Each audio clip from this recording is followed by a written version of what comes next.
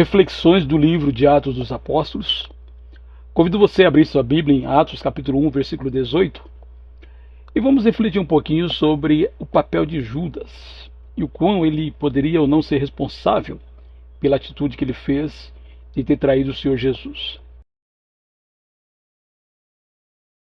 Eu li recentemente um livro chamado Eu, Judas. Nesse livro, o autor tenta, até certo ponto, livrar a cara de Judas, tentando colocar que ele colaborou para a morte de Jesus, e como a morte de Jesus iria mesmo acontecer, ele não teria sido responsável. Essa é uma ideia, de fato, que algumas pessoas têm. Eu, inclusive, quero convidá-lo a assistir nesse canal um vídeo chamado Vaso de Honra ou Vaso de Desonra, no qual eu falo um pouco mais sobre o papel de Judas, assim, o quão ele foi responsável, assim, ou não, na morte de Jesus.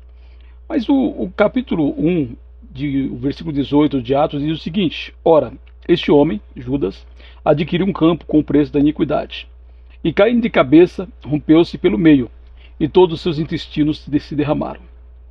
O nosso tema é Judas, destino trágico de quem permite a influência do mal. Esse texto é um pouco diferente do texto dos evangelhos. Lá em Mateus capítulo 27, versículo 5 diz: Então Judas, atirando as moedas de prata para dentro do templo, retirou-se e se enforcou. Então os dois textos dão a impressão que eles são como se fossem coerentes, né, se contradizem. Mas, na realidade, eles se complementam. O que dá a entender é que o terreno foi comprado de forma indireta pelos líderes judaicos, exatamente o terreno onde Judas acabou se assim enforcando. Olha só que fala, continuando o texto de Mateus 27, que diz o seguinte: E os principais sacerdotes, pegando as moedas, disseram: Não é lícito colocá-las no cofre das ofertas, porque é preço de sangue. E tendo deliberado, compraram com elas o campo do oleiro, para cemitério de forasteiros. Por isso aquele campo é chamado até o dia de hoje, campo de sangue. Olha só, como esses líderes religiosos são hipócritas. Sabiam que era preço de sangue, sabiam que tinha feito mal, mas não se importavam com isso, né? E não podiam oferecer a Deus, acabaram comprando o campo. Voltando a Judas, há as duas possíveis explicações para o relato um pouco diferente entre Atos 1 e Mateus 27. Então, na primeira possibilidade, Judas se enforca, mas o galho da árvore não suporta por muito tempo o peso de seu corpo. Ele pode ter se enforcado próximo a um penhasco, seu corpo caiu nas pedras, o corpo estourou, na verdade, né?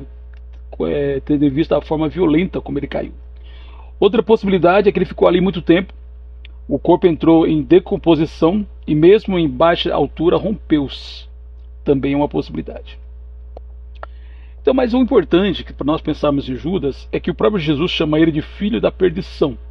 Isto é, e até o próprio Jesus fala, né, de todos os que me destes, nenhum se perdeu, exceto o filho da perdição. Está lá em João capítulo 17, na sua oração sacerdotal. Então, é responsável pelo seu pecado, reconhecido pelos próprios líderes judaicos. Porém, o Judas, aparentemente, ele ficou com remorso. É muito difícil praticar o mal, a pessoa tem que ser muito má a praticar o mal e não sentir algum tipo de remorso. Ele sentiu assim um remorso, e por esse motivo, ele, tocado de remorso, ele tentou ainda ajeitar a situação. O versículo 3 e 4 do capítulo 27 de Mateus diz: Então Judas, o que o traiu, vendo que Jesus havia sido condenado, tocado de remorso, devolveu as 30 moedas de prata aos principais sacerdotes e aos anciãos, dizendo: Pequei traindo sangue inocente. Eles, porém, responderam: O que nos importa? Isso é com você. Pois é, aí ele foi e se enforcou. O que nós podemos aprender é que é o fim de todo aquele que se deixa ser manipulado por Satanás. Satanás, a quem o Senhor Jesus disse que foi homicida desde o início, lá em João 8,44, vendo o diabo como agente do assassinato de Abel por Caim. Então, o Abel, ele se deixou levar pela manifestação demoníaca. Não é que o diabo entrou nele, mas ele se deixou levar por essas ideias e ele acabou por cometer o assassinato contra o próprio irmão, movido por inveja. Olha só, Lá em Gênesis 4:7, o relato sobre a morte de Abel, olha só. Se fizer o que é certo, não é verdade que você será aceito? É Deus falando com Caim. Mas se não fizer o que é certo, eis que o pecado está à porta, à sua espera. O desejo dele será contra você, mas é necessário que você o domine. Qual é a ideia? Todo pecado, por mais que seja tentado pelo diabo, o ser humano, nós temos capacidade de dominar. O problema é quando não queremos dominar o pecado, movidos por outras influências, assim, movidas até mesmo por nossas ambições. Então, Judas, o caminho dele, desde o começo, é um caminho do mal. Ele era ladrão, gostava de dinheiro, era servo de Mamon. E olha só o que João 6,70 diz.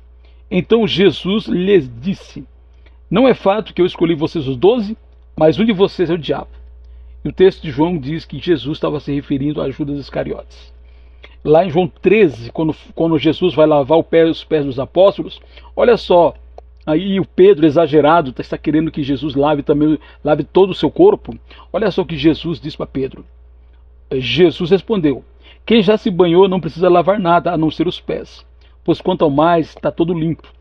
E vocês estão limpos, mas não todos. Olha só, mas não todos. Pois ele sabia que era o traidor. Foi por isso que disse: nem todos estão limpos. João 13, 10 e 11. Posteriormente, versículo 27. E depois que Judas recebeu o pedaço de pão, imediatamente Satanás entrou nele. Então Jesus disse a Judas: o que você pretende fazer, faça-o depressa. E ele vai e trai o seu senhor por 30 moedas de prata. Eis aí o triste fim de Judas. O mesmo destino terá aquele que, ao invés de ouvir as palavras de Jesus e a ela obedecer, deixar-se levar pelas palavras do diabo. Muitas vezes, palavras até mesmo colocadas na boca de pessoas religiosas. Não é de estranhar que na tentação de Jesus, o próprio diabo cita a palavra de Deus para tentar enganar assim o Senhor. Por isso, o apóstolo Pedro, possivelmente pensando em como ele também foi tentado pelo diabo na negação de Jesus, ele diz: sejam sóbrios e vigilantes. O inimigo de vocês, o diabo, ande de redor, como leão, que ruge procurando alguém para devorar. 1 Pedro 5,8. Por isso, todas as vezes, como nossa aplicação, que percebemos que o diabo está nos tentando, precisamos agir como Jesus. Jesus, uma vez, ele disse que ia morrer, e o Pedro falou: não, Senhor, você não pode, você não deve morrer. E Jesus podia se deixar levar por essa conversa de Pedro. Mas Jesus percebeu que Pedro estava sob a influência do demônio, de Satanás. E olha só o que ele diz. Mas Jesus, voltando, disse a Pedro: sai da minha frente, Satanás. Você é para mim uma pedra de tropeço, porque não leva em consideração as coisas de Deus e sim as dos homens. Isso está lá em Mateus 16, versículo 23. Pedro estava se deixando influenciar pelo diabo e Jesus logo repreendeu.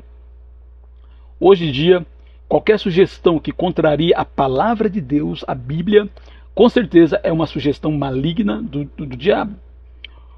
Portanto, que o exemplo, o triste fim de Judas, o exemplo do triste fim de Judas nos ensina a jamais permitir que o diabo nos sugestione algo. Às vezes eu vejo cristãos brincando com o diabo, mas ele está aí, como o apóstolo Pedro diz, em derredor, querendo pegar alguns de nós. Pelo contrário, utilizemos o poder do Espírito Santo e a palavra de Deus para, como Jesus repreendeu o diabo, mas repreender como? Com a palavra. Quando Jesus estava lá sendo tentado, olha só, Mateus 4,10. Então Jesus lhe ordenou: vai embora, Satanás, porque está escrito: adore o Senhor seu Deus e preste culto somente a Ele. Por isso que o apóstolo Paulo, inspirado por Deus, em Efésios 6,16 diz: segurando sempre o escudo da fé, palavra de Deus, a fé na palavra de Deus, com o qual poderão apagar todos os dados inflamados do maligno. Estamos apenas começando a nossa leitura do livro de Atos, e o texto de hoje ainda está falando sobre os primeiros momentos. Os apóstolos estão reunidos, mas nesse momento eles será escolhido um substituto para Judas. Judas, que teve um triste fim, Porque ao invés de ouvir a palavra de Deus, que é lâmpada para os nossos pés e luz para os nossos caminhos, ao invés de ouvir somente o bom pastor, que é o Senhor Jesus, conforme João 10, ele resolveu ouvir outras palavras, outras vozes, vozes inspiradas por Satanás. Que eu e você jamais assim permitamos que o diabo assim tenha qualquer influência sobre nós. Continuemos a leitura. Ainda estamos toda semana lendo um pouquinho do livro de Atos, esse livro tão maravilhoso que vai sempre nos ensinar. A primeira mensagem do ano. Hoje é dia 4 de janeiro, um pouquinho atrasado, desejo a todos um feliz ano novo, mas um feliz ano novo, como sempre, na palavra de Deus. Eu estava até procurando aqui minha Bíblia, achei a palavra de Deus, essa palavra que tanto tem assim nos motivado. Que Deus nos abençoe.